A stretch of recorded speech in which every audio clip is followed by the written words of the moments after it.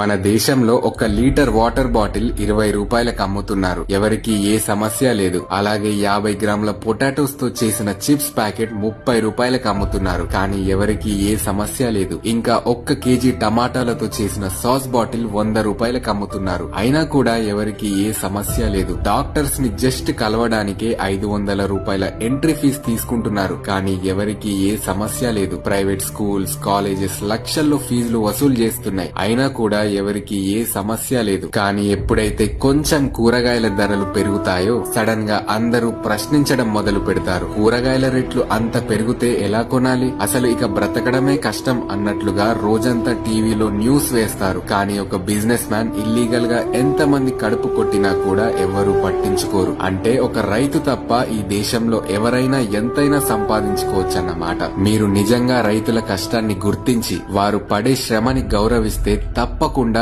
ఈ వీడియోని ఒక్క షేర్ చేయండి. అలాగే ఇంకోసారి ఎప్పుడైనా కూరగాయల ధరలు పెరిగితే సంతోషపడండి. రైతులు సంతోషంగా ఉంటేనే మన అందరం సంతోషంగా 3 పూటల అన్నం తినగలం.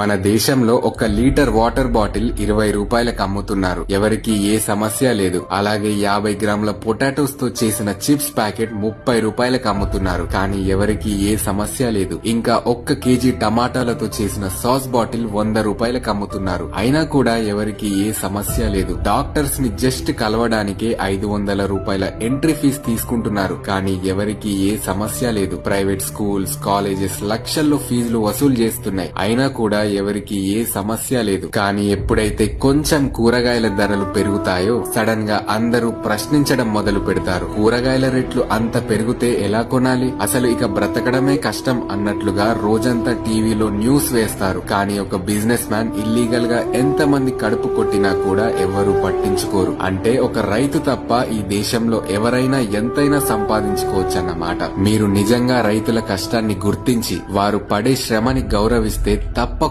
ఈ వీడియోని ఒక్క షేర్ చేయండి. అలాగే ఇంకోసారి ఎప్పుడైనా కూరగాయల ధరలు పెరిగితే సంతోషపడండి. రైతులు సంతోషంగా ఉంటేనే మన అందరం సంతోషంగా 3 పూటల అన్నం తినగలం.